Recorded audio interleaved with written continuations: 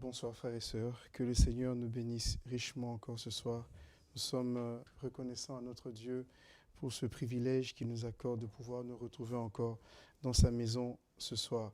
Puisse-t-il encore être bienveillant et puissant au milieu de nous. Que le Seigneur vous bénisse tous là où vous êtes derrière vos écrans. Le Seigneur est réellement là pour nous faire encore du bien. Sans plus tarder, nous allons nous lever et remercier le Seigneur pour cette opportunité qu'il nous accorde de pouvoir nous réunir afin de pouvoir encore le servir. Levons-nous, s'il vous plaît, là où nous sommes et remercions le Seigneur pour cette journée qu'il nous a accordée, pour la force, pour sa présence immuable parmi nous encore. Que le Seigneur nous bénisse tous. Prions le Seigneur. Notre Père Céleste et notre Dieu, nous voulons vraiment te remercier pour ton amour, pour ta bonté, pour tes bienfaits que tu ne cesses de manifester à notre endroit. Seigneur, merci pour les guérisons, merci pour ton soutien, merci pour ton amour, merci pour ta bonté. Seigneur, souviens-toi de chacun de nous, Seigneur. Je te remercie, Père, pour mes frères qui sont toujours fidèles derrière leurs écrans pour pouvoir, Seigneur, te servir. Seigneur, ce soir encore, tu es puissant, tu es glorieux, tu es miséricordieux, tu es compatissant, tu es lent à la colère et riche en bonté, notre Père. Nous voulons réellement exalter ton nom. Puisses-tu te souvenir encore de ton serviteur, notre pasteur, par la bouche duquel tu vas encore nous parler, Seigneur Jésus. Seigneur, tiens-le dans le creux de ta main. C'est ton instrument à toi. Seigneur, ton peuple est nombreux, Seigneur, derrière leurs écrans pour pouvoir encore t'écouter, leur parler, Seigneur. Nous parler, mon Sauveur. C'est toi que nous voulons entendre, mon Sauveur. Nous sommes à tes pieds comme Marie, Seigneur. Viens nous instruire, viens nous fortifier, viens nous guérir, Seigneur Jésus, parce que tu le fais encore aujourd'hui. Bénis tous nos frères et sœurs, partout ils peuvent se trouver, Seigneur. Ô Père, en aussi grand nombre que toi, tu les connais, chacun par leur nom, Seigneur. N'oublie personne, mon Sauveur. Sois avec nous, Seigneur. Tu as dit, là où 2 ou 3 sont réunis en ton nom, tu es là, Seigneur. Et certainement, ta présence ne fait jamais défaut. Bénis-nous encore ce soir. Glorifie ton nom. Prends le contrôle, que Satan soit sous nos pieds et que la victoire soit toujours et encore dans le camp. Au nom de Jésus-Christ, notre Sauveur, nous t'avons prié et remercié, Père. Amen. Asseyons-nous, s'il vous plaît. Recevez les salutations dans le nom de notre Seigneur et Sauveur Jésus-Christ, de la part de tous nos frères et sœurs. Vous avez les salutations de notre frère, le pasteur Yves de Bruyères-sur-l'Escaut, le pasteur Daniel Guilner de Jomap, le frère Enoch du Gabon, le pasteur Moussa de Cameroun, le frère Élie de France, notre frère Marcelin et toute sa famille depuis Paris, notre frère Bruno depuis Paris, notre frère Joram de la Turquie, notre frère le pasteur Arthur de l'Ouganda, salutations de notre frère Jean-Jacques Ndala de Brazzaville, le pasteur Luc Silvambani de Brazzaville, le pasteur Albert Matimbe de Zimbabwe, notre sœur Imelda de Bruxelles nous salue, notre sœur Odile et le frère Koulibaly nous saluent depuis l'Espagne. Vous avez les salutations de notre frère Juan de Montpellier, salutations de notre sœur Maïté de la Louvière, notre frère Rosario et notre sœur Maria nous saluent, salutations de la sœur Miché et aussi notre sœur Christiane qui nous salue également depuis la région de Mons, là où elle habite. Que le Seigneur nous bénisse richement. Je n'oublie pas notre sœur Lily et notre frère Philippe, notre sœur Carole de Canada et notre frère Yvon nous salue également. Que le Seigneur soit réellement béni. Nous chantons dans les fardes le 198 dans les fardes, numéro 198.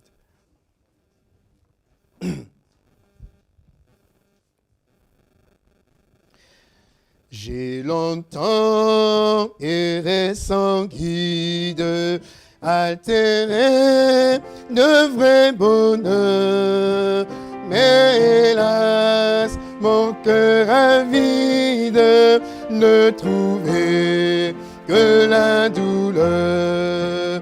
Où sera la main puissante qui pourra, par son effort, m'arrêter sur cette porte où déjà je vois la mort?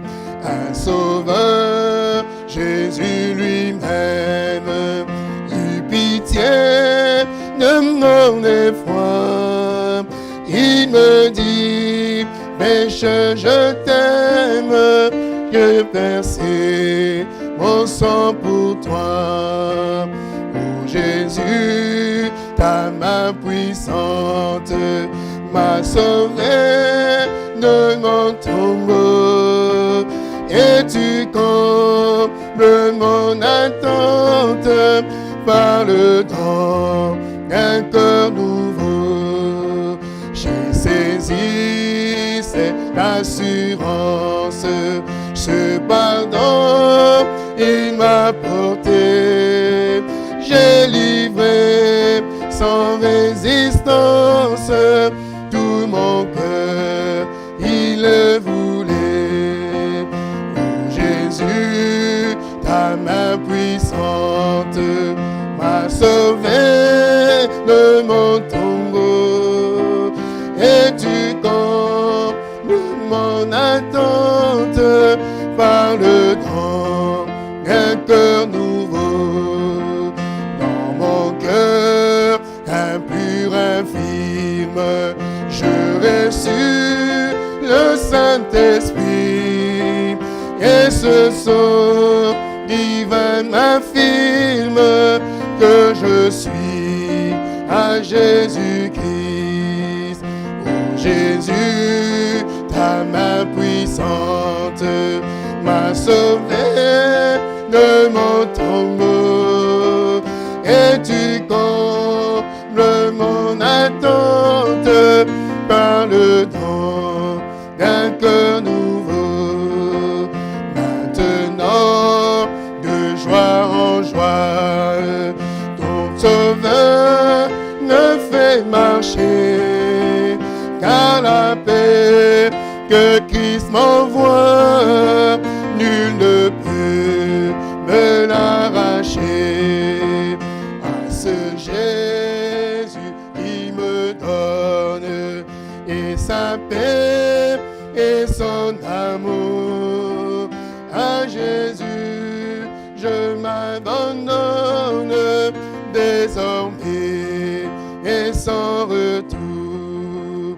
À ce Jésus qui me donne et sa paix et son amour, à Jésus je m'abandonne désormais et sans retour.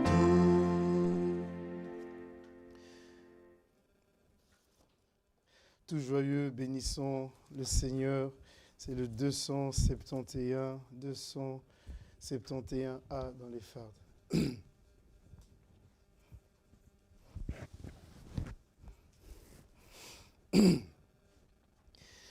Tout joyeux, bénissons le Seigneur, chantons et célébrons ses louanges, adorons avec foi le Sauveur. Nous joignons au céleste, oh oui, gloire à Dieu, gloire à Dieu, gloire à Dieu. Que ces chants retentissent en tout lieu. Gloire à Dieu, gloire à Dieu. Que ces chants retentissent en tout lieu. Dieu dans son incomparable amour, du ciel envoya son Fils unique, et la terre et les cieux en ce jour s'unissent pour chanter ce qu'on prie. Gloire à Dieu, gloire à Dieu, gloire à Dieu. Que ce chant retentisse en tout lieu. Gloire à Dieu, gloire à Dieu. Que ces chants retentissent en tout lieu. Le châtiment qui produit la paix, Jésus-Christ l'a subi pour mon âme, qui voulut expier nos forfaits, en mourant lui sur le bois. Oh oui, gloire à Dieu,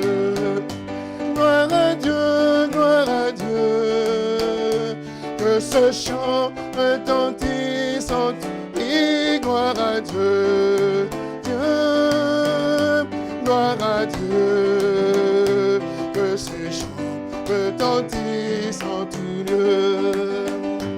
Le châtiment qui produit la paix, Jésus-Christ l'a subi pour mon âme, qui voulut expier nos forfaits, en mourant lui sur le bois. Oui, gloire à Dieu, gloire à Dieu, gloire à Dieu, gloire à Dieu, que ce chant retentisse en oui, gloire à Dieu, Dieu, gloire à Dieu, que ce chant retentisse en tout lieu. Nous voulons en retour, bon Sauveur, aimer par-dessus toute autre chose, forme ton amour dans notre cœur, et puis de chacun de nous, oui, gloire à Dieu, gloire à Dieu, oui, gloire à Dieu, que ce chant retentisse, oui, gloire à Dieu, gloire à Dieu, que ce chant retentisse, oui, gloire à Dieu, gloire à Dieu, gloire à Dieu, que ce chant retentisse, oui, gloire à Dieu, gloire à Dieu, que ce chant retentisse, oh oui, gloire à Dieu, gloire à Dieu, gloire à Dieu, que ce chant retentisse, oui, gloire à Dieu, gloire à Dieu, gloire à Dieu, que ce chant retentisse en tout lieu.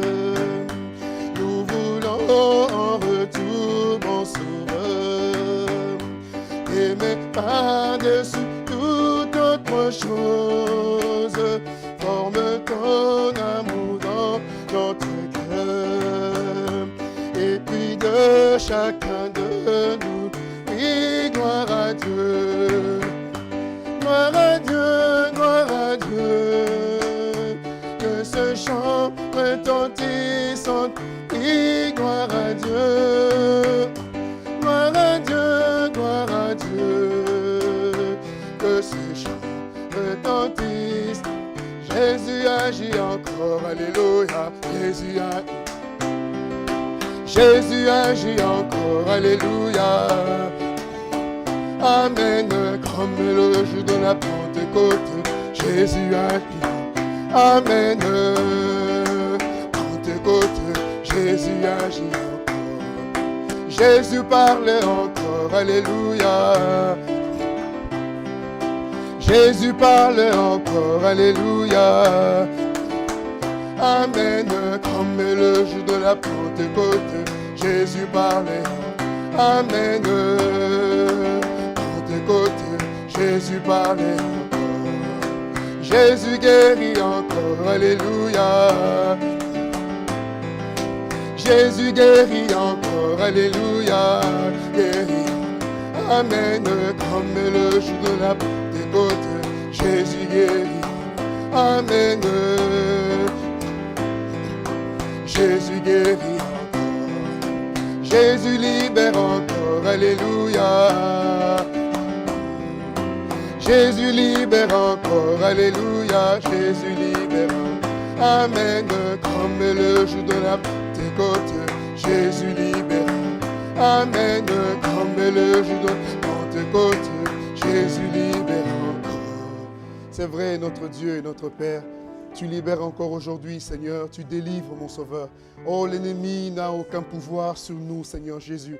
Parce que tu nous as rachetés à un très grand prix, notre Dieu. Nous sommes réellement cachés dans le lieu céleste en Jésus-Christ, notre Sauveur. Seigneur, chaque jour de notre vie, nous n'avons que toi, Seigneur, comme secours. Chaque jour de notre vie, nous n'avons que toi comme rempart, mon Sauveur. Chaque jour de notre vie, nous n'avons que toi comme refuge, mon Sauveur. Oh, nous nous cachons réellement en toi. Seigneur, la maladie peut venir, mon Sauveur, mais nous savons auprès de toi, nous avons la guérison, mon Sauveur. Souviens-toi, Seigneur, de chacun de nous encore ce soir. Nous voulons réellement avoir nos regards fixés vers toi. Seigneur, c'est de toi que vient notre délivrance. Seigneur, c'est de toi que vient notre secours. Tu es un secours qui ne manque jamais au temps de la détresse, mon Sauveur. Merci pour mon frère. Merci pour ma soeur. Merci pour nos enfants. Merci pour nos petits-enfants. Seigneur, merci parce que tu es réellement le bon berger, mon Sauveur. Tu veilles sur nous, Éternel, comme à la prunelle de ton œil, mon Sauveur. Tu veilles, mon Sauveur, afin que rien de mal ne puisse nous atteindre, mon Sauveur.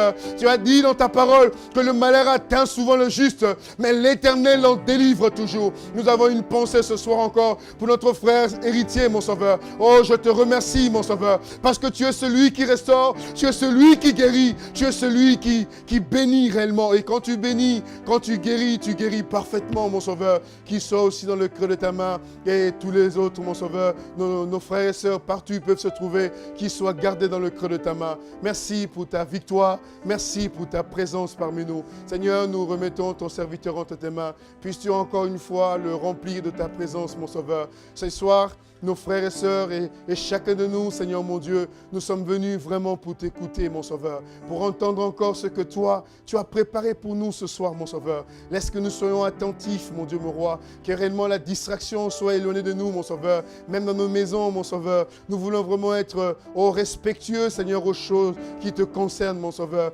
Puisses-tu bénir chaque frère, chaque sœur, chaque famille qui est réunie derrière les écrans, mon Sauveur, pour pouvoir t'exalter, te louer, notre Dieu. Oh Père, nous te sommes vraiment reconnaissants. Que ta présence descende, mon Dieu, mon roi. Tu es déjà descendu, tu es présent parmi nous, Seigneur. Puisses-tu vraiment parler à nos cœurs, mon Sauveur, nous montrant réellement ce que nous devons encore faire, ce qui va et ce qui ne va pas, mon Sauveur, pour que nous soyons réellement à l'image de ton Fils bien-aimé, notre Seigneur et Sauveur Jésus-Christ. Sois avec nous, Père. Merci pour les chants et les cantiques. Nous voulons réellement te remettre la suite, Seigneur mon Dieu, et que toi seul tu conduis selon ta volonté. Nous nous attendons à toi la gloire, la puissance, l'autorité à jamais. Dans le nom de Jésus-Christ, notre Sauveur, nous t'avons prié, Père.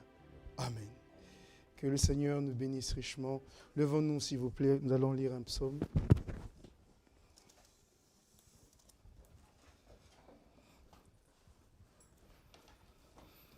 Nous lisons dans le livre des psaumes au chapitre 42.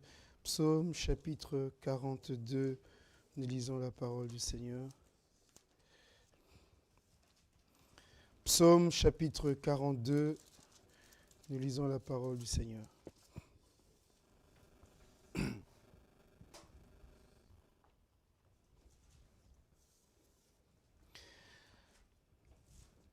Comme une biche soupire après des courants d'eau, ainsi mon âme soupire après toi, ô Dieu. Mon âme a soif de Dieu, du Dieu vivant. Quand irai-je et paraîtrai-je devant la face de Dieu? Mes larmes sont ma nourriture jour et nuit, pendant qu'on me dit sans cesse, où est ton Dieu? Je me rappelle avec effusion de cœur quand je marchais entouré de la foule et que je m'avançais à sa tête vers la maison de Dieu, au milieu des cris de joie et des actions de grâce d'une multitude en fête. Pourquoi t'as battu mon âme et gémis-tu au-dedans de moi? Espère en Dieu, car je le louerai encore. Il est mon salut et mon Dieu. Amen. Oh oui, encore, encore, une fois Seigneur, encore, encore, une fois Seigneur. Oh moi je crois, j'ai soif du Dieu vivant, j'ai soif du Dieu vivant. Oh oui, encore, voici, oh oui, encore.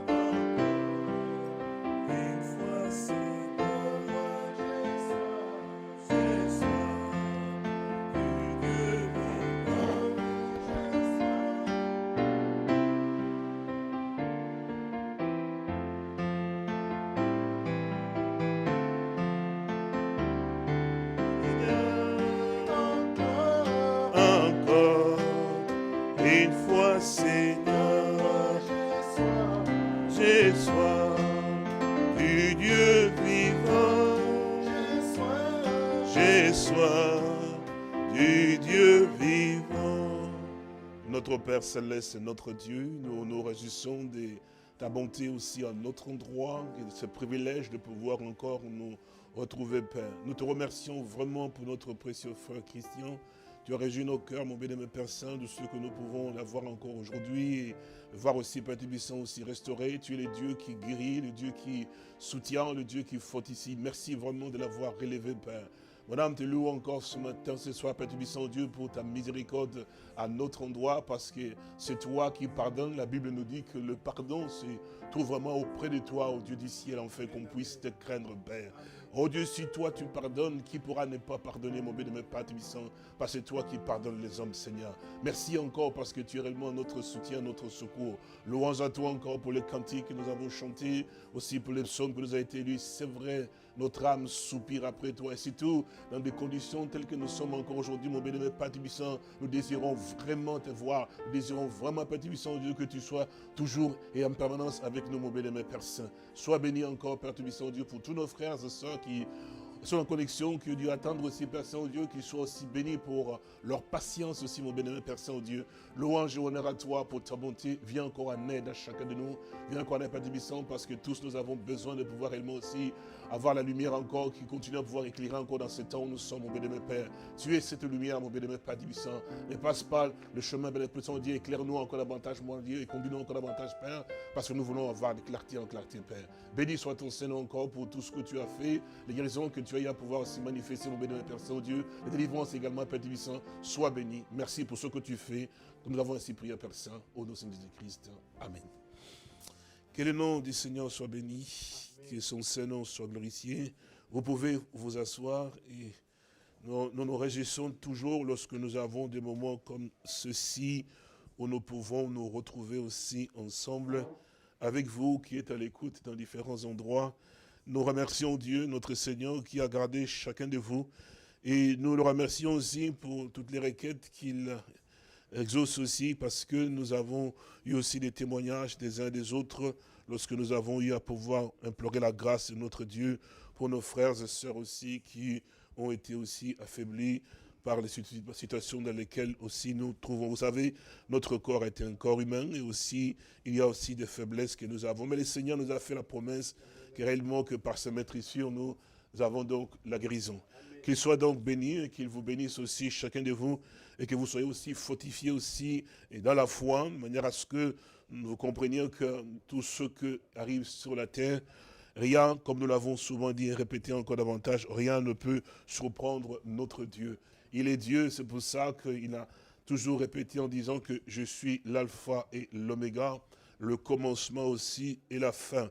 Nous voyons que même la connaissance des hommes s'arrête à un certain moment, même leur science effectivement est tournée effectivement en ridicule, parce que l'homme aujourd'hui n'arrive pas à pouvoir réellement aussi saisir aussi les choses dans l'environnement, aussi bien que il fait des efforts effectivement pour arriver à pouvoir voir comment fonctionne l'environnement, mais nous réalisons qu'effectivement que les choses qui sont dans l'environnement aussi lui échappent effectivement, parce que chaque chose que Dieu a créée, effectivement, il y a toujours la main puissante de Dieu à l'intérieur, et on pense connaître et savoir, mais en certains moments, on se retrouve à quelque chose qui nous dit, mais c'est pas possible. C'est comme l'exemple quand on regarde à peu près ici, bon, je pense que bon, en Afrique, ils peuvent comprendre cela, dans d'autres pays aussi, ils peuvent comprendre, parce qu'il y a ce qu'on appelle aussi la période de la sécheresse. Et ici, c'est effectivement que quand nous arrivons à la période où, avant l'hiver, lorsque l'hiver veut arriver, effectivement, comme les gens comprennent cela aussi, ce que nous voyons que les arbres qui étaient tellement verts, évidemment, qui donnaient des fleurs, à un certain moment, ces arbres commencent à pouvoir, les feuilles jaunissent, effectivement, et c'est vraiment comme des arbres qui meurent, en fait, qui sont morts. Alors, on dit qu'effectivement, ce qui se passe, c'est que ce qu'il y a dans les arbres qui fait que les arbres soient avec ce qu'on appelle la sève. Et cette sève, effectivement, c'est pas un être humain, parce que c'est quelque chose qui est dans l'arbre. Mais on réalise une chose, c'est que le moment où l'hiver va arriver, effectivement, elle descend de tout ce qui était les endroits où elle était pour aller jusque se cacher dans les racines. Parce que si elle reste, effectivement, dans l'arbre, lorsque l'hiver vient, effectivement, ben, l'arbre va réellement mourir et ce sera aussi problématique aussi. Donc, c'est-à-dire qu'il y a quelque chose qui fait comprendre à la sève qu'effectivement qu'il faut maintenant descendre pour se cacher dans les racines. On doit se poser la question, on va savoir quelle est cette chose qui fait en fait que ce qui est dans un arbre, effectivement, puisse arriver à obéir à ce qu'une loi qui leur pousse à pouvoir descendre dans les racines.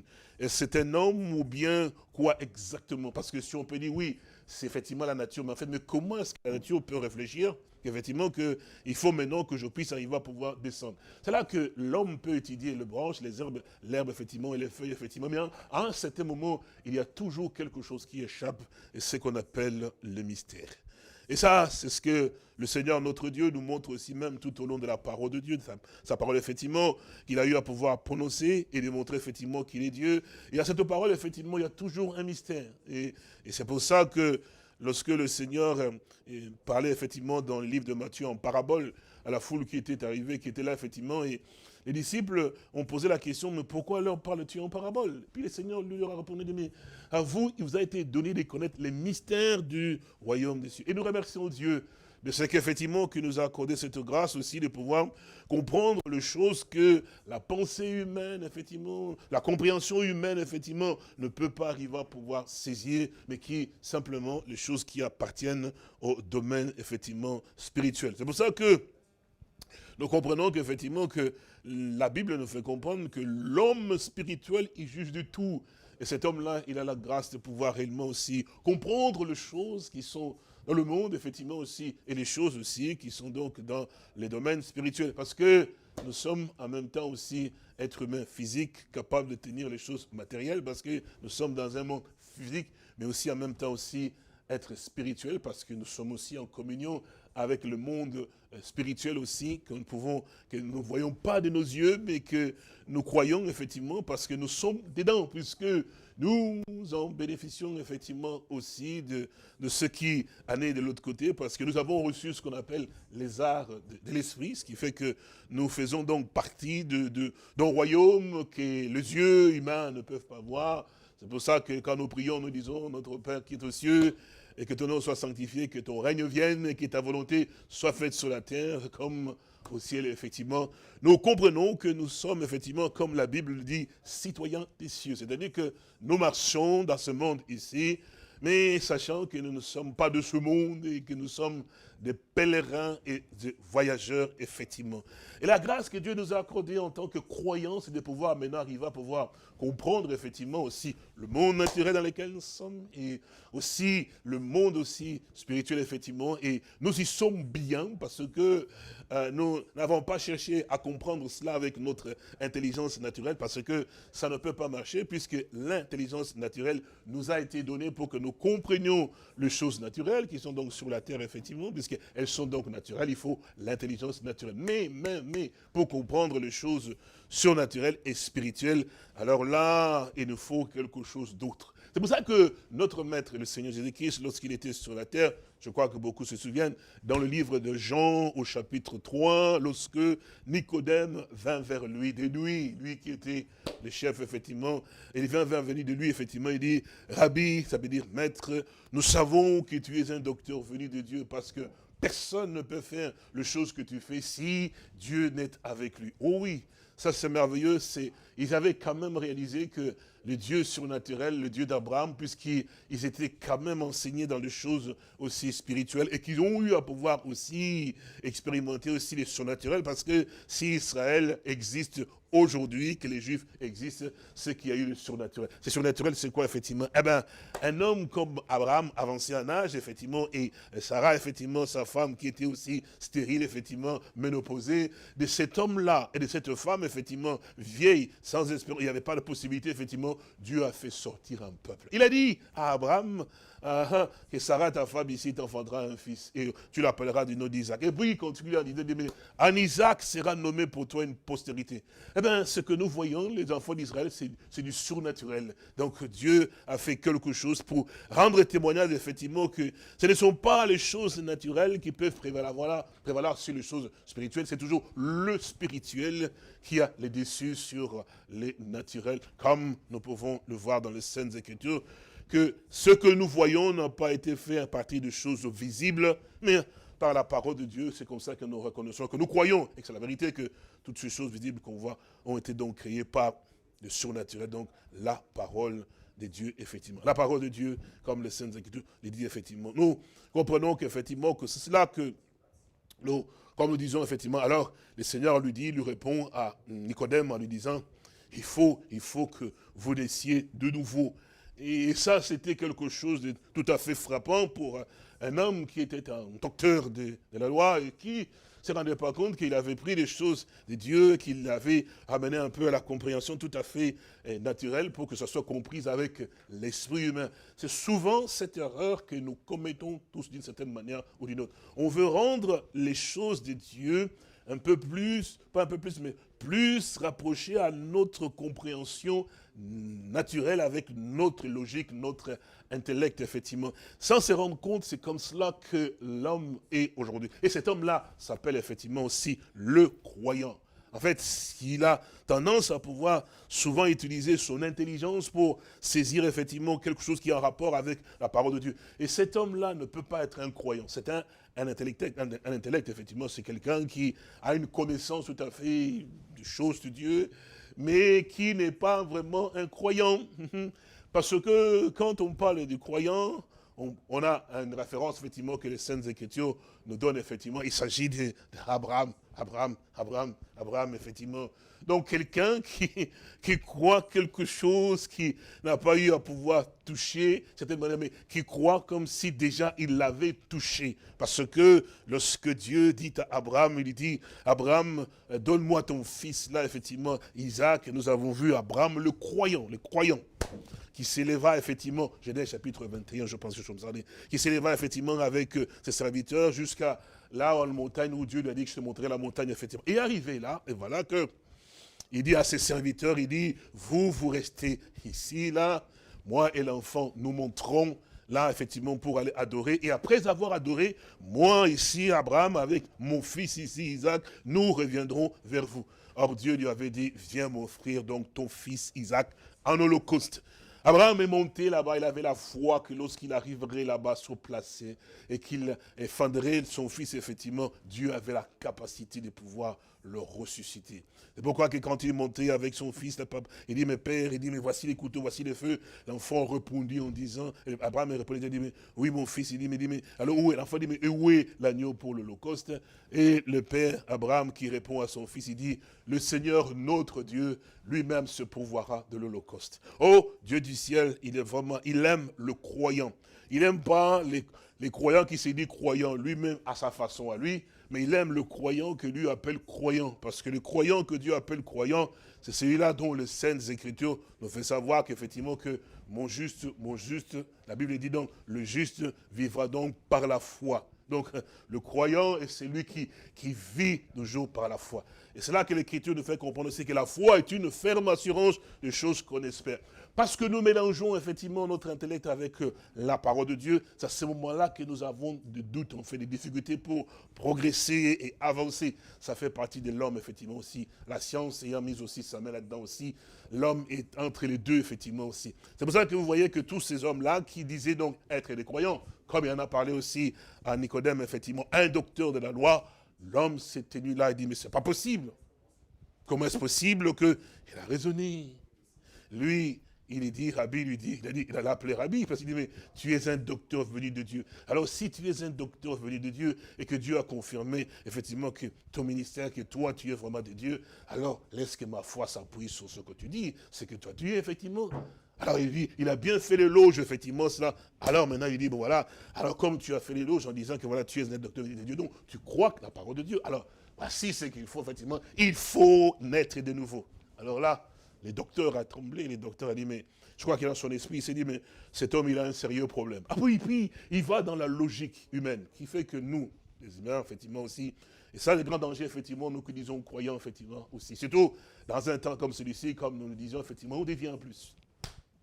Et là, maintenant, il pose la question, si vous voulez, nous pouvons les lire, hein, dans Jean au chapitre 3. Jean au chapitre 3, je pense que c'est cela. Et alors, il dit, alors, mais il y a un homme d'entre les pharisiens, nommé Nicodème, un chef des Juifs. un chef de juifs. D'entre les pharisiens, un chef de juifs.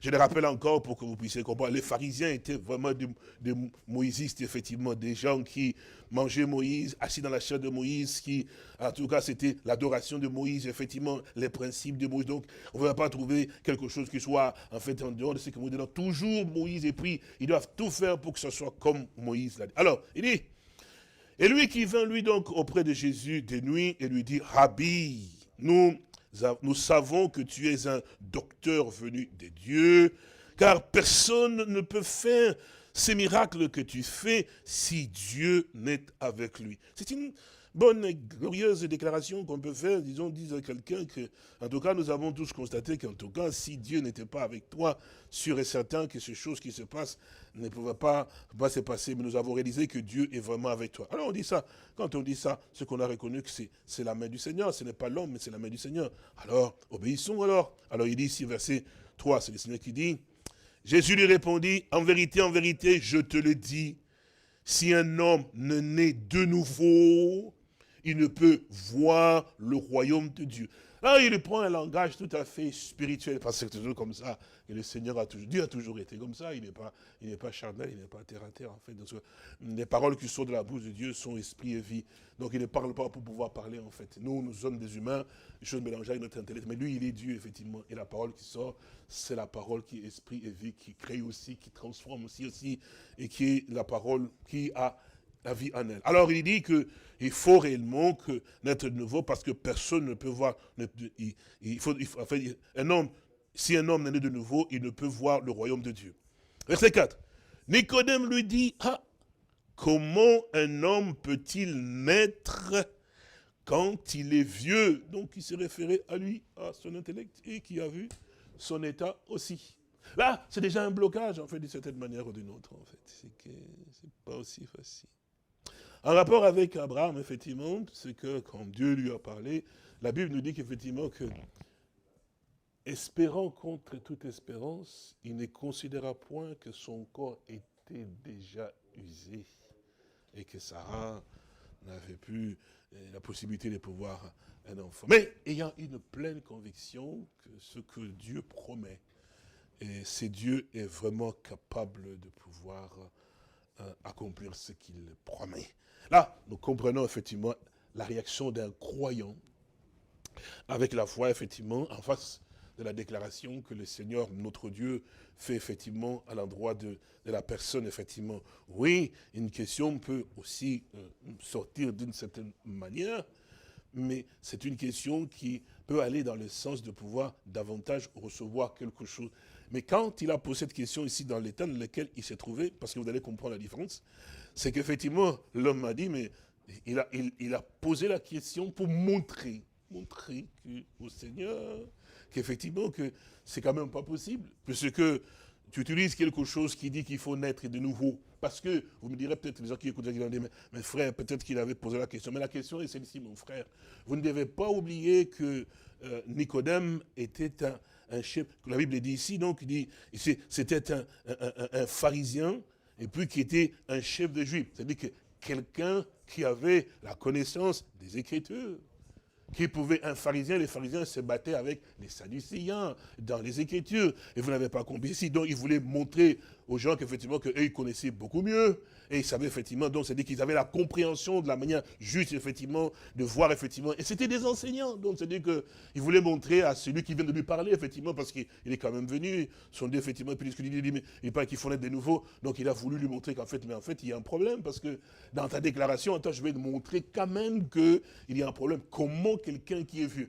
Logiquement, c'est qu'il avait raison quand même de poser cette question, de pouvoir quand même arriver à pouvoir réagir comme ça. Et qu'effectivement, comment quelqu'un qui est vieux, il est dit encore ici, nous le disons, Nicolas lui dit, mais comment un homme peut-il naître quand il est vieux? Et puis, il ajoute encore une chose pour pouvoir montrer, il voulait montrer à la personne que c'est quand même une pensée tout à fait ridicule. Il dit, mais peut-il rentrer dans le sein de sa mère et naître? Parce que s'il est vieux, et puis, même si on peut dire, mais comment peux-tu relier quand même à quelqu'un qui est vieux, à la personne qui va te dire, mais comment va-t-il encore retourner dans le sein de sa maman?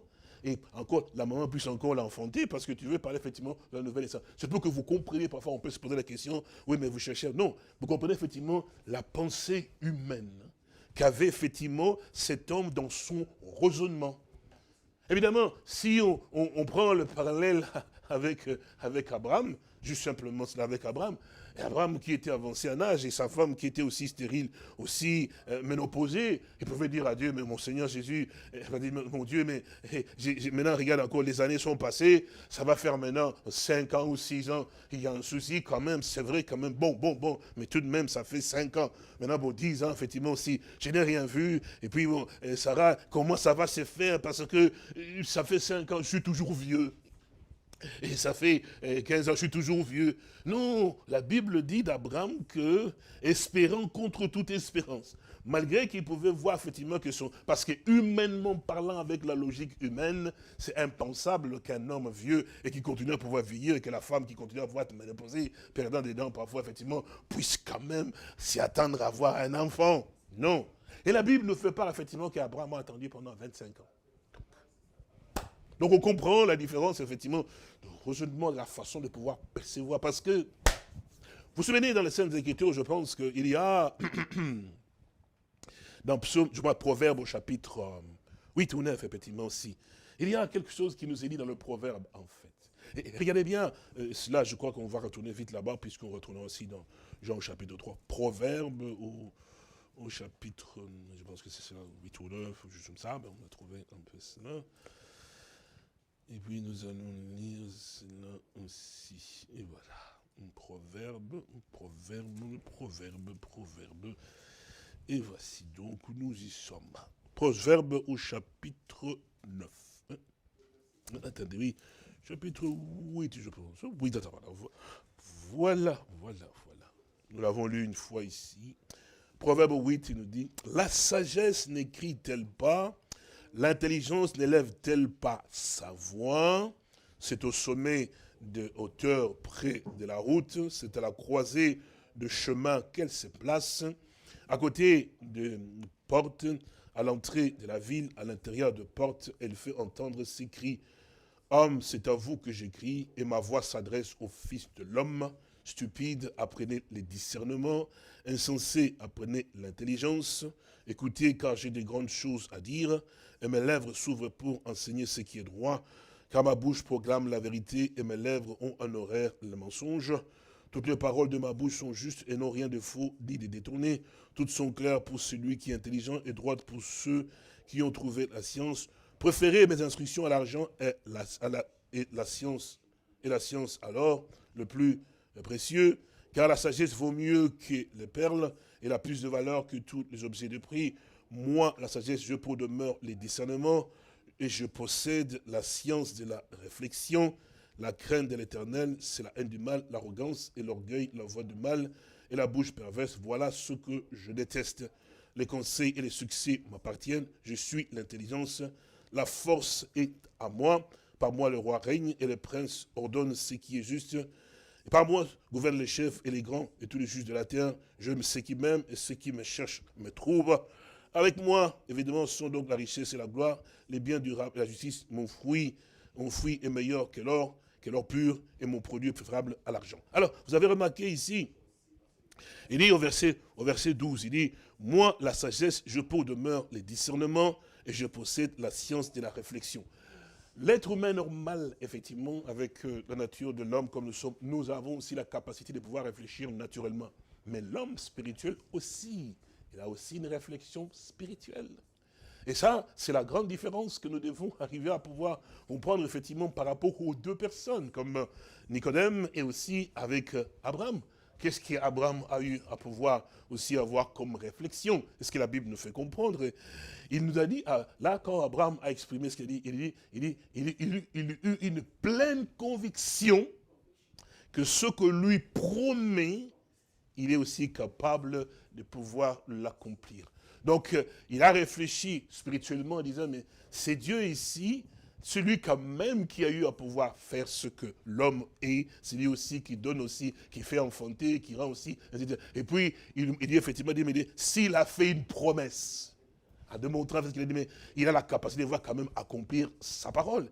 Donc, c'est fait qu'effectivement, que là, c'est quand même quelque chose qui est très important, parce que nous comprenons que la Bible dit qu'il fut donc fortifié par la foi. Toujours, hein, la foi, effectivement, qui agit et qui soutient, effectivement, l'homme en lui montrant la capacité de Dieu, effectivement. À ce moment-là, il pense, effectivement, dans le bon sens, toujours. Et là, l'action de la parole de Dieu continue en pouvoir. Tandis que Nicodème, comme nous l'avons entendu, il nous fait comprendre qu'effectivement, mais comment un homme qui est vieux peut-il rentrer, effectivement, dans le sein de sa mère et naître aussi de nouveau. C'est à ce moment-là que le Seigneur dit une chose ici. Donc Jean 3, effectivement, comme nous le disons, il dit une chose, il dit, oh, Jésus répondit, il dit, en vérité, je te l'ai dit. Si un homme n'est né d'eau et d'esprit. Alors là maintenant, il montre les choses, effectivement. Si un homme n'est né d'eau et d'esprit, il ne peut entrer dans le royaume de Dieu. Ce qui est né de la chair est vraiment chair, et ce qui est né de l'esprit est esprit. Verset 7, il dit, ne t'étonne pas que je t'ai dit, il faut que vous naissiez de nouveau. Donc vous voyez effectivement, le Seigneur nous montre que, donc il a vu que l'homme s'était étonné, et puis montrant effectivement que, j'en ai dit, mais vous naissiez de nouveau, et puis le vent souffle où il veut, et tu en entends le bruit, mais tu ne sais d'où il vient ni où il va. Il en est ainsi de tout homme qui est né de l'esprit. Nicodème lui dit, comment cela peut-il se faire? Jésus lui répondit, oh, tu es le docteur d'Israël et tu ne sais pas ces choses. Donc, le Seigneur nous montre qu'effectivement, que cet homme, il avait la connaissance de tout. Bien sûr que oui, c'est pour ça qu'il argumentait avec le Seigneur, parce qu'être un docteur, c'est pour montrer aux autres qu'effectivement, que ce que ton raisonnement, ta façon de pouvoir voir les Saintes Écritures, tu ne les vois pas comme un moi docteur, je sais voir. C'est pour ça qu'il a voulu rendre le Seigneur un peu ridicule, en disant, mais un homme qui est vieux, comment va-t-il être trouvé? Il doit rentrer encore dans les seins de sa mère et naître encore de nouveau, effectivement, ainsi. Mais le Seigneur lui a prouvé que ton raisonnement est comme un gamin, puisqu'en fait, en plus, toi qui es un docteur, qui te met debout pour enseigner aux gens la loi, donc la parole que vous dites effectivement de Dieu, et tu n'arrives pas à comprendre ces choses. Tu devais le comprendre. Mais pour quelle raison? Parce qu'on a pris l'intellect. En lisant les Saintes Écritures, eh bien, on s'est fabriqué sa propre compréhension. Alors, c'est pour ça que même l'apôtre Paul dit à Timothée, et de tout son cœur, il dit, Timothée, mon enfant. Il aimait beaucoup Timothée. Il dit, Timothée, mon enfant, il souffrait pour que Timothée connaisse les choses de Dieu, pour que Timothée soit fermé dans la foi. Effectivement, il dit, Timothée, mon enfant, dit, je t'en conjure devant Dieu et devant celui qui doit juger les vivants et les morts. Prêche la parole. Oh, insiste en toute occasion favorable. Reprends, censure, exhorte. Demeure dans la parole de Dieu. Car il viendra un temps où les hommes ne supporteront pas la saine doctrine. Ils auront la démangeaison, c'est cela, d'entendre des choses agréables. Oui, on aime ce qui nous plaît, on aime ce qui nous confond dans notre position. Il dit, mais ils se donneront une foule de docteurs. Ils vont se donner une foule de docteurs. Qu'est-ce qui se passe? C'est toujours étonnant quand on peut entendre ces paroles, effectivement, dans 2 Timothée. Je voudrais lire, effectivement, aussi, on dit cela, 2 Timothée. Regardez bien comment cet homme de Dieu est allé jusqu'à pouvoir parler de cela et comment il démontre les choses, comment ces choses seront. 2 Timothée au chapitre 4. Et alors, il nous dit ici, il dit, je t'en conjure, verset 1, je t'en conjure devant Dieu et devant Jésus-Christ notre Seigneur qui doit juger les vivants et les morts, et au nom de son avènement et de son royaume, prêche donc la parole, insiste donc en toute occasion, favorable ou non, reprend donc, censure, exhorte avec toute douceur et en instruisant, car, verset 3, il viendra un temps, et ce temps, nous y sommes, et c'est sûr et certain. Oui, nous sommes dans l'âge de la Odyssée, et bien sûr, c'est l'âge dans lequel l'apostasie va se manifester. Et c'est déjà l'apostasie, c'est ce que nous avons eu à lire effectivement dans le livre de Thessaloniciens au chapitre 2, en rapport avec l'avènement de notre Seigneur et notre réunion avec lui. Il faut que l'homme d'iniquité, effectivement, il faut que l'apostasie ait eu lieu auparavant. L'apostasie, ce que vous voyez effectivement, c'est quoi? C'est qu'effectivement, on n'en a plus rien à voir avec la parole de Dieu, mais on a maintenant à voir avec tout ce qu'il y a comme folklore, tout ce qu'il y a tout autour, effectivement. Évidemment, on a vidé tout ce qui était dans la parole. On donne simplement quelque chose qui est comme une coque comme ça, mais en réalité, il n'y a rien du tout. Une semence sans germe de vie, il n'y a rien dedans. Vous pouvez la mettre joliment, vous pouvez la mettre de l'huile et tout ça, dire qu'elle est jolie notre semence. Il n'y a pas de problème, elle est la vôtre, en fait, mais vous l'avez vidée. C'est pour ça que nous remarquons que Laodicée, pauvre, misérable, aveugle, nu. Ils croient, ils disent, ah, je suis riche, je n'ai besoin de rien. Nous retournons à Timothée. Je suis riche, je n'ai besoin de rien. Oh, je n'ai besoin même pas qu'on m'apprenne quoi que ce soit. Ben, nous avons, comme il dit, nous avons les messages, nous connaissons tout. Mais il dit, mais pauvre, misérable, aveugle et nu. C'est pour ça que dit, nous sommes riches, on est riches, nous sommes riches. Qu'est-ce que vous allez nous dire? Nous sommes riches. D'ailleurs, je comprends moins, puisque je sais lire Dieu. C'est comme ça, parfois, l'orgueil monte dans des frères, dans des sœurs. C'est là, puisque nous écoutons le prophète, nous savons ce que le prophète a dit. Qu'est-ce qu'on doit? Mais j'écoute d'abord pour voir quelles sont les erreurs. Si ce frère va se mettre en symbiose, en bio avec... Et c'est bien, tout ça. Mais c'est ce que le Seigneur dit, mais pauvre, misérable, aveugle et nu. Et tu ne sais pas. Et je crois que c'est dans la Odyssée, regardez bien. Et nous allons vite, là, je suis dans Apocalypse au chapitre 3, il nous dit cela. Il dit, verset donc 14. Écrit donc à l'ange de l'église de la Odyssée, voici ce que dit l'Amen. Donc le point final. Il ne sait plus rien ajouter. S'il a dit, c'est terminé. Ce qu'il a déclaré, c'est fini. Tu peux monter en haut et en bas, rien ne va changer. C'est ce qu'il a dit là, ça fait le point final. Donc, Amen. Les témoins fidèles et véritables, bon, dans ma Bible, effectivement, vous savez, ici, c'est écrit, je vais lire quand même dans la vôtre, parce que je sais que ce n'est pas un peu la même chose que la vôtre, mais je vais également un peu, là, voilà. Mais comme vous le savez, juste je lis effectivement, parce que bon, j'aime bien aussi. Comme ça, vous qui êtes connectés aussi, vous savez que nous lisons la même Bible, même si un peu, il fera des écrits différents, mais je préfère que nous lisons la même chose, que vous restez sur la même diapason aussi. Donc 3, verset donc 14, il nous dit ici, là, que voilà. Alors il dit ceci, écrit à l'église de la Odyssée, il dit, voici ce que dit l'Amen, le témoin fidèle et véritable, le commencement de la création de Dieu. Je connais donc tes œuvres, il nous dit, je sais que tu n'es ni froid ni bouillant. C'est étonnant.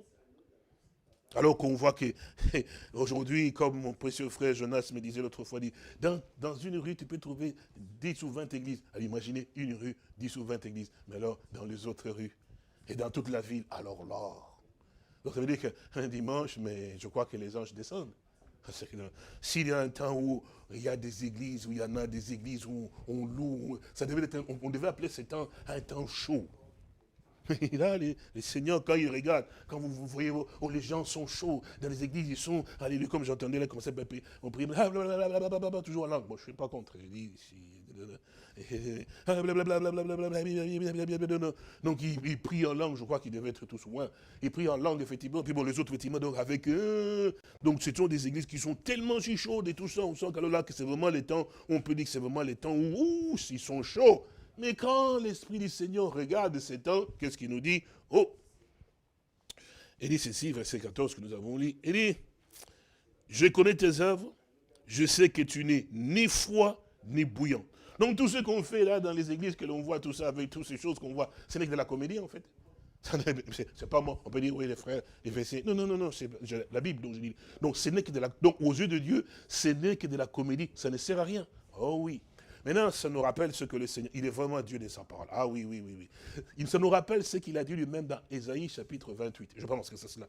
Et si nous pouvons le regarder, il dit une chose dans Ésaïe au chapitre 28, quelque chose qui doit nous rappeler ce que nous venons de lire tout à l'heure dans Apocalypse. Puis nous reviendrons effectivement aussi dans ce que nous avons eu à pouvoir lire Timothée, je pense, et puis nous pouvons prier si Dieu le permet. Et dans Ésaïe chapitre 28 ou 29, je pense, quelque chose comme cela. Oui, c'est cela, oui. Voilà, nous pouvons peut-être le trouver.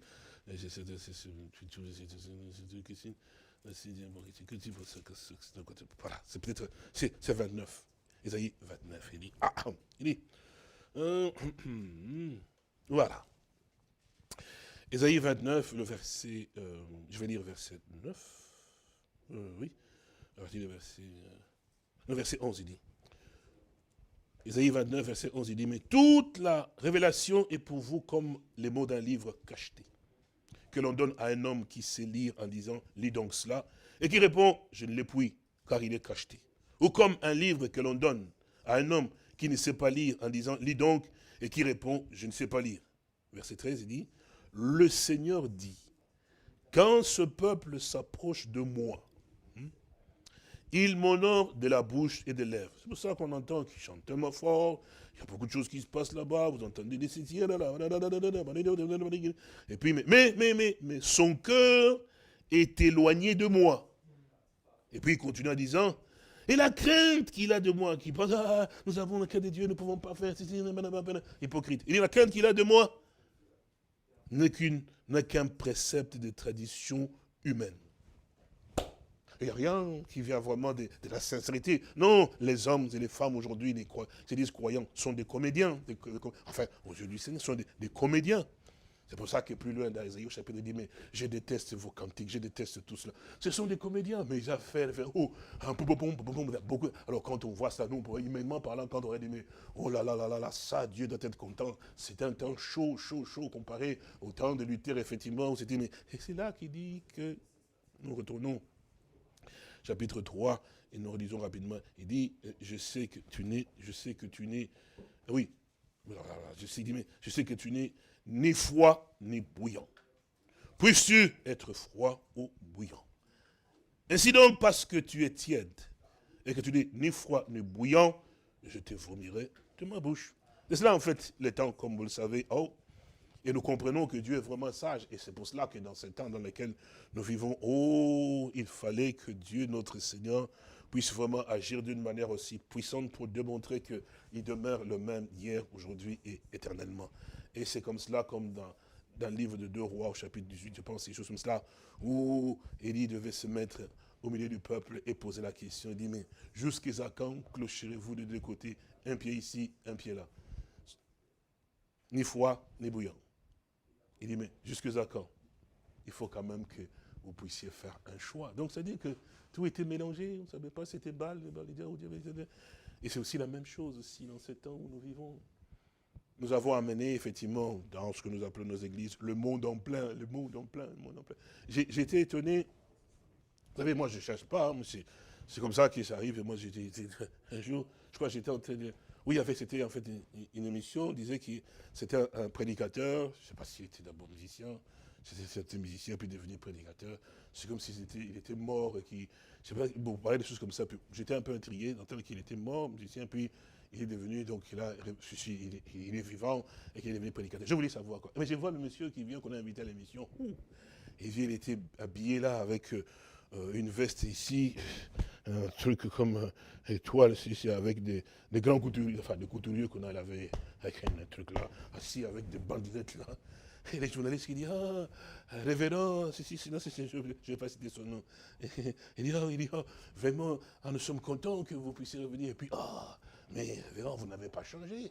En fait, ça, on voit comme quand vous étiez encore dans les orchestres avec votre look ceci, là.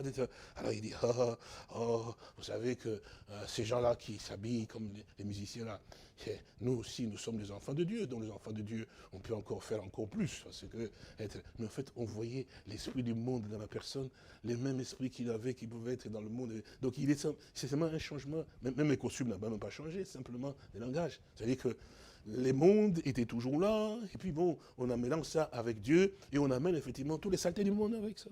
Et on introduit en disant que oui, effectivement, que comme les prétextes que les gens prennent, effectivement, comme la Bible nous fait savoir que la femme ne veut pas se séparer des trucs d'or, et ceci et de cela, ainsi de suite, effectivement. Vraiment, il faut comprendre. Mais quand on nous dit, on voit celle qui s'appelle Sœur en Christ, bon, enfin bon. Que Dieu nous accorde la grâce. Et vous disent que nous pouvons nous mettre des perles et des bijoux qui sont ça parce que notre Dieu, il est riche. Et comme il est riche, il faut que tout le monde voit que nous sommes riches. Mais ça, c'est une pensée du monde. Ou les femmes qui sont dans le monde, quand ils sont mariés avec un monsieur qui fait le business, je ne sais pas moi ce qu'il fait, et ça se joue en Afrique, effectivement, et même ici aussi en Europe, effectivement, et la femme doit s'habiller avec des grossettes et des choses comme ça pour montrer que son mari, là-bas, il a beaucoup d'argent, et quand on le voit ici, et quand on transpose ça aussi dans les choses de l'Église, effectivement, on est dans les croyants, il dit, mais maintenant on dit, notre Dieu, c'est un Dieu qui est riche, alors il faut qu'on montre que nous avons la richesse. Et c'est là que conduit aussi ce qu'on appelle l'évangile qu'on appelle l'évangile de la prospérité.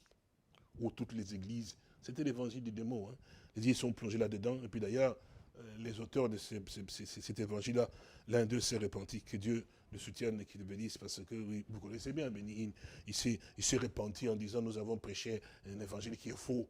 C'est l'évangile de la prospérité que tout le monde était rentré dedans. Alors, richesse, effectivement, ils ont des avions, bah, c'est leur droit, effectivement. Mais ils se sont rendus compte qu'effectivement, que ça n'avait rien à voir avec la parole de Dieu. C'était simplement la gloire des hommes de pouvoir chercher à pouvoir toujours tirer l'argent sur les enfants de Dieu, tout ça pour s'en faire. Ils sont devenus riches, effectivement. Mais quelle destination ils vont aller? Alors, ici, il nous dit que ce que tu n'es ni froid ni bouillant, mais puisque tu es tiède, nous continuons cela. Et dit donc, je te vomirai, verset 16, je te vomirai de ma bouche. C'est le Seigneur qui dit cela, que je vais te vomir. Alors il dit, mais parce que tu dis, ah, nous y arrivons. Je suis riche. L'orgueil déjà monte. Je suis riche. Je me suis enrichi et je n'ai besoin de rien. Et puis il dit, et parce que tu ne sais pas que tu es malheureux, misérable, pauvre, aveugle et nu. Voilà comment est-ce que le Seigneur... Eux, ils se voient effectivement riches. On n'a besoin de rien, on n'a pas besoin de conseiller, on a besoin qu'on nous dise de rien. Ah, que Dieu accorde la grâce. Qui veut aujourd'hui écouter le conseil de Dieu? Qui veut aujourd'hui être là, que ce soit parmi les frères, que ce soit parmi les sœurs, et encore? Qui veut écouter ce que Dieu dit comme conseil aujourd'hui pour dire, mais d'abord quand il te regarde même des hauts comme ça, tu es plus bas, et quand tu veux lui dire, mais dans la brochure, le prophète a dit, on comprend ni ce que le prophète a dit, ni même ce qui est écrit dans la brochure. La question de pouvoir savoir effectivement, enfin bref, on va entrer là-dedans. Donc, nous voyons que dans 2 Timothée, nous allons y retourner, 2 Timothée chapitre 4, nous y retournons, là effectivement, pour que nous prions ensemble et nous disons comme le Seigneur, vous savez, j'avais été touché un jour, et pendant ce moment-ci, c'est vrai que nous devons quand même libérer les gens pour qu'ils puissent... Aïe, mon Dieu, l'amour. Effectivement, et un jour, j'avais prêché, et je crois que nous étions dans la salle, et j'avais été court, parce qu'avec les situations de confinement, les gens qui, d'une manière ou d'une autre, aussi, étaient à la maison, je ne voulais pas tenir les gens longtemps, et puis j'ai eu à pouvoir couper, et j'ai reçu un message de notre sœur Carole qui me dit, ah, pasteur, notre sœur Carole du Canada avec notre frère Yvon. Et la sœur qui me dit, mais pasteur, quand même. J'ai dit, ma sœur, qu'est-ce qu'il y a comme problème? Il dit, mais il y a court et court. Il y a court et court. Mais j'ai dit, mais aujourd'hui, vous avez été court. Et en plus, il me rappelle, il dit, mais nous sommes à la maison. Nous ne sommes pas à l'assemblée. Nous sommes à la maison. Donc, ce qui veut dire que nous avons du temps. Bon, je ne vais pas rester très longtemps, mais ça me rappelle cela aussi. Je crois que Dieu nous aide aussi, surtout pour ceux qui sont donc à la maison, comme nous y sommes, effectivement, que nous puissions prendre quand même un peu plus de temps maintenant pour quand même écouter la parole de Dieu et donner du temps au Seigneur, puisque demain, tout le monde, il ne va pas au travail. Puis nous restons effectivement dans nos lieux, effectivement. Mais nous voulons avoir le temps pour méditer effectivement aussi la parole de Dieu, alors que nous voyons ce qui... Alors nous continuons, je vais lire et puis nous allons prier. Donc 2 Timothée chapitre 4, verset 2, il dit, prêche donc la parole, insiste en toute occasion, favorable ou non. Réprends donc, censure, exhorte avec toute douceur et en instruisant. Car il viendra un temps où les hommes ne supporteront pas la saine doctrine. Eh bien oui, nous l'avons lu effectivement aussi. J'ai cité simplement 2 Thessaloniciens chapitre 2, à partir du verset 1 jusqu'au verset 6, que vous pouvez les lire chez vous à la maison. Les gens ne vont plus vouloir écouter la parole de Dieu qui les reprend, qui leur montre effectivement ce qui est juste à pouvoir faire. Non, parce que dans notre temps ici, le mal devient le bien devient le mal. Et quand vous apportez la parole de Dieu aux gens et que vous restez fermement, ils aiment beaucoup les comédiens, ils aiment beaucoup les gens qui ont des choses farfelues, effectivement, ils sont de milliers à pouvoir suivre, écouter. Mais quand on en revient à la parole de Dieu, effectivement, vous n'en verrez pas beaucoup qui voudraient vraiment tenir ferme à pouvoir écouter une parole de correction, une parole qui ramène, une parole qui montre effectivement que voilà comment un fils de Dieu, une fille de Dieu doit être. Non, là ça dérange les gens. Ah, évidemment. Parce que les hommes sont pleins du monde, ils sont dans le monde, ils aiment le monde, effectivement. Mais je crois que dans un genre, on dit, bon, n'aimons pas le monde. Et je crois que c'est cela, oui, c'est un genre, juste l'écriture, hein, puis citer, puis, et je vais vous les lire, hein, c'est là, oui, c'est un genre, qu'est-ce que je pense, un genre, oui, c'est un genre, oui, je pense que c'est le premier épître du genre, un verset,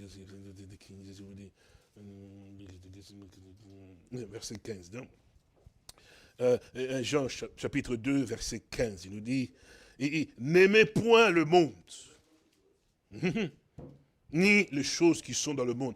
Ça vous rappelle quand même notre maître, quand il a, notre maître, nous, notre Seigneur Jésus-Christ, quand il a prié, ils ne sont point du monde.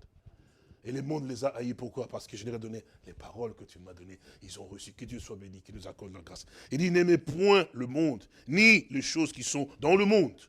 Si quelqu'un aime le monde, l'amour du Père n'est point donc en lui. Car tout ce qui est dans le monde, la convoitise de la chair, la convoitise des yeux, et l'orgueil de la vie, ne vient point du Père, mais vient du monde. Et qu'est-ce qui va se passer? Et le monde passe et sa convoitise aussi. Mais c'est lui qui fait la volonté de Dieu, nous savons qu'il demeure éternellement. 2 Timothée chapitre 4, nous retournons cela. Et il dit, verset suivant, il dit ceci, car il viendra un temps où les hommes ne supporteront pas la saine doctrine, mais ayant la démangeaison d'entendre des choses qui sont donc agréables. Personne ne veut qu'effectivement que la parole de Dieu puisse le reprendre. Il veut toujours que la parole de Dieu puisse le reconforter. Dieu n'est pas à notre service pour pouvoir nous faire plaisir comme qu'est-ce que moi je suis, qu'est-ce que toi tu es, pour que le Dieu très haut, dont les anges l'adorent, puissent arriver à pouvoir se mettre à ma disposition pour faire en sorte que les choses soient faites pour pouvoir me plaire. Qui suis-je moi? Parfois on se donne trop d'importance, on se croit qu'on est quelqu'un, on est quelqu'un. Il faut qu'on oublie en fait qu'on est quelque chose. Il faut qu'on pense, Seigneur, merci parce que de rien de ce que j'étais, tu as fait de moi quand même un fils de Dieu. Et accorde-moi la grâce de pouvoir te servir dans l'humilité et surtout me soumettre davantage à toi. Parce qu'il dit, ne t'enorgueillis pas parce que toi qui es l'olivier sauvage, tu as été hanté. Vous vous souvenez de cela? C'est dans Romains, je pense bien, parce que de la même manière qu'il a ôté l'olivier franc et puis qui t'a hanté toi là parce que tu restes par la foi. Mais si tu te mets en orgueil en disant moi, il peut aussi bien te ôter de l'endroit. Bref, bon, nous continuons ici, nous terminons. Alors il dit ceci, car il viendra un temps où les hommes ne supporteront pas la saine doctrine. Ils n'aimeront pas écouter vraiment la parole qui les reprend. Ils vont trouver des raisons, des explications de ceci et de cela. Ah, que Dieu nous aide. Mais ayant la démangeaison d'entendre des choses agréables, ils vont se donner une foule de docteurs. Eh bien, si vous prêchez, ça ne leur plaît pas, ils vont trouver un Jean Gabin ou Jean Thomas qui prêche. Selon leur désir, effectivement, selon leur façon de pouvoir voir qui leur conforte aussi dans leur façon de... Ils en trouveront toujours, en fait, effectivement. Alors là, nous comprenons qu'effectivement, que ceux-là ne sont pas des enfants de Dieu, parce que la Bible nous dit que tous ceux qui sont conduits par l'Esprit de Dieu sont donc fils de Dieu. On ne se conduit pas soi-même, on est conduit par l'Esprit de Dieu. Et l'Esprit de Dieu dont on nous parle, effectivement, le Seigneur l'a dit, je ne vous laisserai pas en falaise, je vous enverrai le Consolateur, l'Esprit de vérité. Qu'est-ce qu'il va faire, lui? Mais il ne va pas vous conduire dans tout le ramassis, dans tout ce nom, il vous conduira dans toute la vérité. Donc il va vous conduire dans la vérité, parce que c'est l'esprit de quoi? Des mensonges d'interprétation? Non, c'est l'esprit de vérité. Donc quelle grâce de pouvoir avoir un privilège comme ça, de ne pas se conduire soi-même, de se donner une foule de docteurs, mais de laisser l'Esprit du Seigneur te conduire effectivement là où il a placé sa parole, effectivement, pour que, oh, comme cela est arrivé avec Nicodème, comme cela est arrivé aussi avec tant d'autres, effectivement, qui ont eu la grâce de pouvoir entendre, effectivement, la parole du Seigneur et qui ont été touchés dans leur cœur et qui se sont accrochés aussi. Nous pensons aussi à Siméon qui a été conduit pour aller voir, effectivement, l'accomplissement de la parole de Dieu. Tout ça, c'est toujours l'Esprit du Seigneur qui conduit, pas l'homme. Nous nous conduisons toujours parce que nous avons notre selfish. Vous savez que notre moi, effectivement, moi je veux, ça ne m'intéresse pas, ça je ne veux pas. Eh bien, l'enfant de Dieu, il accepte tout ce que Dieu, même les fouets que Dieu donne, il dit toujours, Seigneur, merci. Et comme nous disons, effectivement, les craintes et les murmures ne font pas partie, effectivement, des croyants. Notre précieux, que Dieu le bénisse. Je suis heureux, on va savoir que le Seigneur l'a relevé, qu'il donne encore la force et la bonne santé. Il chante ces cantiques-là, chrétiens, je crois que les temps où l'épreuve ne sera pas pour toujours, effectivement. Puis, les murmures et les plaintes ne sont pas partie du chrétien comme cela aussi. Alors, nous terminons ici. Alors, il dit, ils se donneront donc une foule de docteurs selon leur propre désir. Pas la volonté de Dieu, non, pas les désirs de Dieu, pas dire, que ta volonté soit faite, non, que mon désir à moi soit fait. Et il dit, oh non, nous ne disons pas cela, mais c'est effectivement cela, comment ça se passe. Mon désir à moi soit fait, pas les tiens. Alors il dit, mais selon leur propre désir, et qu'est-ce qu'ils vont faire? Et c'est ça, ce qui est grave. Et détourneront l'oreille de la vérité. Ah, ça veut dire que pour que tu puisses croire au mensonge, effectivement, il faut que tu refuses la vérité. Bien sûr que oui. Et c'est cela qui se passe effectivement. Notre Dieu est un Dieu, oh mon frère, parce que je l'ai dit, mais le Seigneur veille sur sa parole, ce qu'il dit est vraiment la joie de notre cœur, parce qu'il a dit cette bonne nouvelle du royaume. Les gens peuvent prêcher les mensonges et tout ça, ils peuvent raconter de n'importe quoi. Oui, ils peuvent, parce que Satan le fait. Ils peuvent tromper tout le monde. Mais il a dit, mais cette bonne nouvelle du royaume sera prêchée dans le monde entier jusqu'aux extrémités de la terre pour servir les témoignages. Donc tu peux avoir reçu des enseignements qui sont faux, effectivement, ainsi de suite, effectivement, mais quand tu reçois maintenant la vérité va quand même atteindre à l'endroit où tu te trouves. Parce que Dieu il est parfait, notre Dieu. Il ne va pas t'appeler en jugement sans d'avoir, il te donne l'occasion quand même, dans un temps comme celui-ci, où chacun de vous a ce que vous appelez des réseaux sociaux. La parole de Dieu est diffusée dans tout le moindre, même aujourd'hui, dans les villages les plus reculés sur la terre, effectivement, on ne manque pas d'Internet, des réseaux sociaux, parce que les gens ne vivent que par là. En plus, aujourd'hui, avec les confinements, l'Internet est privilégié, donc tout le monde écoute, effectivement. Même si tu étais catholique, tu vas écouter quand même que Marie n'est pas conçue conception immaculée, comme on dit, elle est conçue comme ça par le Saint-Esprit. Non, papa, maman ont eu Marie, et Marie n'est pas restée vierge continuellement. Non, déjà, elle a mis au monde un enfant, et puis Joseph, son mari, il a pris pour femme, ils ont eu des bébés, ils ont eu des enfants. Elle n'est pas restée vierge, donc elle a eu des bébés. Donc si tu as été comme ça, tu disais, ah, je veux mourir avec la Vierge Marie qui va me garder. Elle ne va pas te garder, c'est une femme, un être humain. Elle n'est pas une déesse, c'est une personne que Dieu a utilisée, effectivement, une fille de Dieu aussi, effectivement, et qui ne peut pas être une déesse, c'est une fille de Dieu. Donc, toi aussi, tu dois arriver à pouvoir accepter la parole de Dieu comme Marie l'a accepté, effectivement. Donc, ça veut dire qu'effectivement, que personne ne peut dire, je ne savais pas, Seigneur, je n'étais pas au courant. Non, non, non, non, non, non, non, non, non, non. Dieu est Dieu des sages. Il donne des hommes, il donne des serviteurs, il donne la parole, effectivement, jusque dans le coin le plus reculé. Nous terminons. Alors, il dit,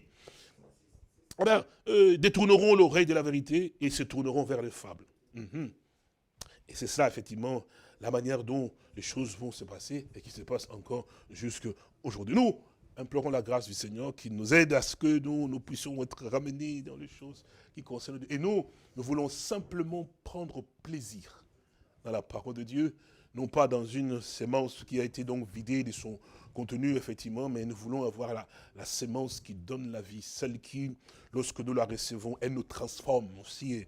Et dans un moment comme celui-ci aussi, quand nous sommes faibles, elle vient nous donner encore la force aussi, parce que il a dit, voici, je suis vivant au siècle des siècles, et qu'il est le même hier, aujourd'hui et éternellement.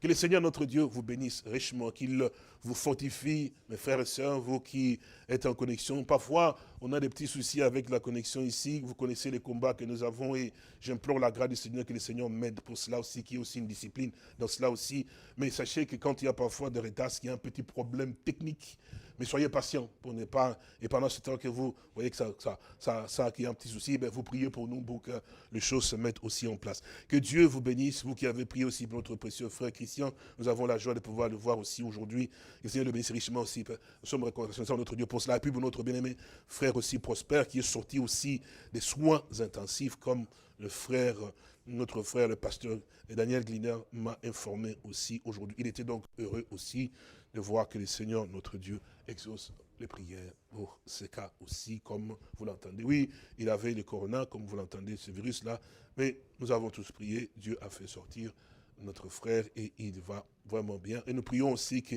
maintenant il rentre vraiment à la maison pour que son corps puisse aussi reprendre davantage. Que le Seigneur vous bénisse richement et qu'il vous fortifie davantage. Nous prions que le Seigneur nous aide pour que ce jour-là, nous puissions aussi nous retrouver ensemble. Nous allons nous lever pour prier et remercier aussi notre Dieu.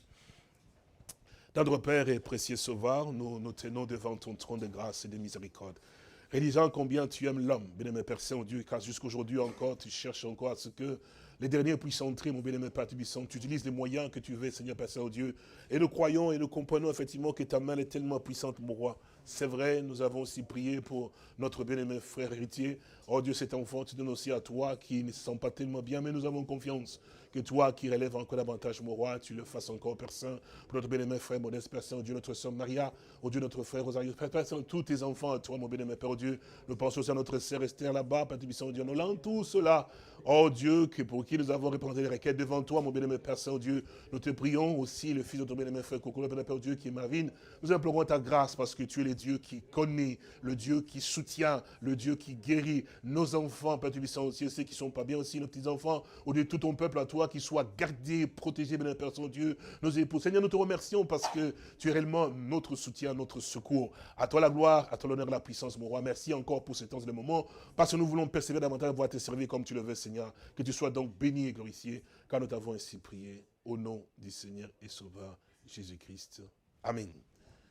Chaque promesse dans la Bible est mienne. Chaque chapitre, chaque verset, chaque ligne. Oui, je crois à son amour divin. Chaque promesse dans la Bible est mienne. Chaque promesse dans la Bible est mienne. Chaque chapitre, chaque verset, chaque ligne. Oui, je crois en son amour.